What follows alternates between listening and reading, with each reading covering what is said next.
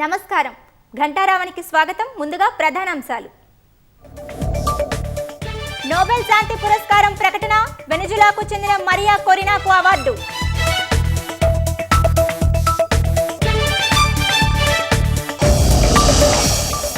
Nobel శాంతి పురస్కారం ఆశించిన ట్రంప్నకు నిరాశ. ప్రజల హక్కుల కోసం పోరాడి అవార్డు పొందిన మరియా.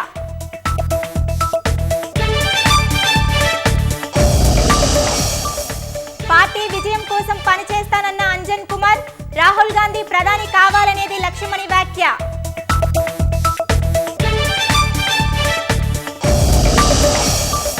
జూబ్లీహిల్స్ ఉప ఎన్నికల్లో జెండా ఎగరేస్తామన్న Ramachandra Rao. Congress BRS vote bank రాజకీయాలు చేస్తున్నాయని ఆరోపణ. భారత పర్యటనకు అమెరికా రాయబారి సెర్గియో గోర్. టారిఫ్లు, వీసాల లోపాలు సరిదిద్దడమే ప్రాధాన్యంగా పర్యటన.